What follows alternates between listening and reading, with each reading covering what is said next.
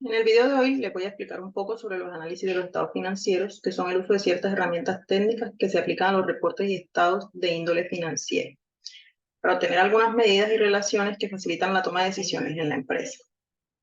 El análisis de los estados financieros tiene varios propósitos, en los cuales se va a dividir en tres factores. El primero es obtener una idea preliminar acerca de la existencia y disponibilidad de recursos que sirve para dar una idea de la situación financiera futura, así como las condiciones generales actuales de la empresa y de sus resultados. Y también se puede utilizar como una herramienta para medir el desempeño de la administración o diagnosticar algunos problemas existentes en la empresa. Lo vamos a explicar con la metodología del análisis financiero.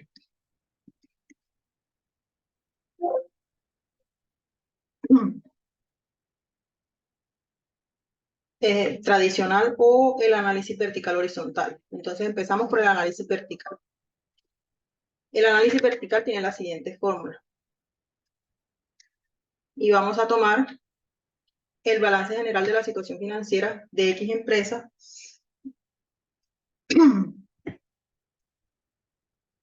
Entonces el estado de la situación financiera es el siguiente. Y en la tabla nos aparecen activos corrientes, inventarios, activos no corrientes y el total. Vamos a hacer el análisis vertical. En la siguiente imagen nos va a aparecer marcado el círculo rojo y el círculo verde. Entonces lo vamos a hacer de la siguiente forma.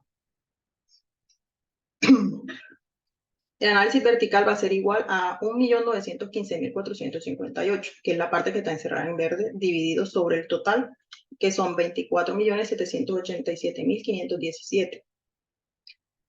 Esto va a ser igual al 0,0772, lo que lleva a un porcentaje de 7.7%. Lo que significa que para el 2019 la empresa X cuenta con el efectivo y equivalente del efectivo representante el 7.7% del total de los activos para esa vigencia fiscal. Ahora vamos a hacerlo con el análisis horizontal, el cual nos va a arrojar la variación monetaria, que es el valor del año 1 menos el valor del año 2, que va a ser igual a la variación monetaria. Y el valor porcentual tiene la siguiente fórmula que les presento en la imagen. Vamos a hablar sobre las razones financieras. Es uno de los métodos más útiles y más comunes dentro del análisis financiero, y es llamado método de razones financieras, también conocido como método de razones simples. Este método consiste en determinar las relaciones existentes entre los diferentes rubros de los estados financieros para que mediante una correcta interpretación se pueda obtener información acerca del desempeño histórico de la empresa y de su postura financiera para el futuro cercano.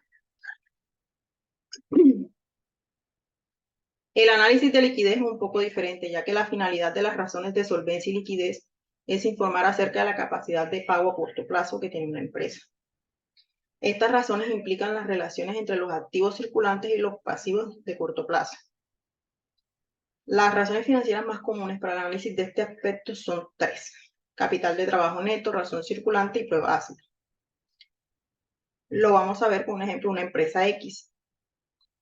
Entonces, tenemos el balance general. En el balance general nos aparecen 2 años, 2015 y 2014, con los activos corrientes, pasivos, inventarios, razón corriente, prueba ácida y capital de trabajo, cada una con sus respectivos valores. Quiere decir que una vez hallado y comprendido el cálculo numérico de los indicadores de liquidez, se va a ofrecer o analizar lo que significa entonces. En la razón corriente pasó del 0.97 en el 2014 al 1.05 en el 2015. La pregunta aquí es cómo se puede analizar este resultado. Entonces, en el 2014, por cada peso que la empresa X debía al pasivo corriente, tuvo para cubrirlos con activos corrientes del 0.97 en comparación al 2015, que por cada peso que tenía la empresa X debía en el pasivo corriente, tuvo que cubrirlos con activos corrientes del 1.05. Ahora vamos a hablar del análisis de la rentabilidad, que es una medida que señala los porcentajes de eficiencia de obtención de la utilidad sobre tres conceptos: las ventas, el activo total y el capital contable. Durante algún tiempo estas razones se han considerado las principales medidas de la rentabilidad de un negocio, sobre todo la razón del capital contable, que para muchos es más importante las razones financieras. Esta parte se va a dividir en tres, que es el rendimiento sobre las ventas, el rendimiento sobre los activos totales y rendimiento sobre el capital. ¿Qué significa cada una de ellas? Pues la razón del rendimiento sobre las ventas es que es el que va a medir el desempeño y la eficiencia operativa de un negocio. Su resultado va a indicar el porcentaje de utilidad que se genera por cada peso vendido.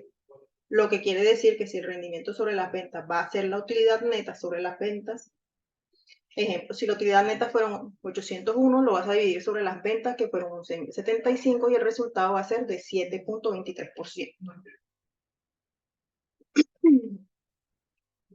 Ahora la razón de rendimiento sobre los activos totales va a indicar cuál es el rendimiento con respecto al total de la inversión en activos y su resultado indica cuál es el porcentaje de la utilidad que se genera por cada peso invertido en activos. La fórmula es la utilidad neta sobre el activo total. Si el valor es 801 y lo dividimos en 9.828, el resultado es del 8.15%. Ejemplo, si tu compañía invirtió 100.000 y tras un año generó utilidades de 10.000, su rentabilidad habrá sido del 10%. ¿Cómo hay este porcentaje? Entonces va a ser 10.000 sobre los 100.000 por 100 te va a dar el 10%. Ahora, si tu compañía realizó una inversión de 20.000 y luego se vendió por 30.000, su rentabilidad habrá sido del 50%, porque 30.000 menos los 20.000 dividido en los 20.000 por ciento da el 50%. Para un inmueble, si un inmueble tuvo una inversión de 30.000 y después de un tiempo se vende en 40.000, su rentabilidad será del 33%, siguiendo la fórmula que les dije anteriormente. La razón del rendimiento sobre el capital contable es la medida más utilizada e importante para los usuarios de la información financiera. Esta razón indica el porcentaje de utilidad neta que obtienen los propietarios sobre el capital invertido en la compañía. Su fórmula es la utilidad neta sobre el capital contable. Entonces, si tengo 801 y lo divido entre 5.001, el resultado sería del 16,2%. Ahora vamos a hablar un poco más sobre el análisis del valor del mercado. El valor del mercado de una empresa es distinto, ya que algunos activos y pasivos y partidas de capital están registradas a su valor de mercado, pero otros no lo están. Y aun cuando sí lo estuvieran, los estados financieros mostrarían el valor del capital como la diferencia entre los activos y pasivos totales. El ciclo operativo y de efectivo. El ciclo operativo es el tiempo total que tarda la organización en compartir un dinero efectivo desde la fecha de compra de las materias primas hasta el cobro de los clientes las ventas del producto terminado. Ahora vamos a hablar del modelo DuPont. El modelo DuPont nace en la década de 1900 a 1920 en el siglo XX y la empresa Oppo se planteó la situación de incrementar la rentabilidad sobre el capital contable. Para este fin desarrolló un modelo de análisis del ROE al cementar las actividades que pueden incrementarlo. Y esta empresa pensó que en 3 medios de eficiencia que se les podría dar un seguimiento y así lograr hacer la compañía más rentable. Con esto en mente, sus ejecutivos crearon un modelo y basaron su estrategia financiera en el mismo modelo que les estoy mostrando en esta imagen. Y ya por último, para terminar, el análisis del valor económico agregado es la transformación ocurrida en el mundo de los negocios en los últimos 20 años, lo que ha hecho patente la necesidad de una mejora sustancial y sostenida de los resultados operacionales y financieros de las empresas, lo que ha llevado a la progresiva búsqueda y aplicación de nuevas y más eficientes técnicas y prácticas gerenciales de planificación y medición del desempeño del negocio. Eso es todo. Muchas gracias.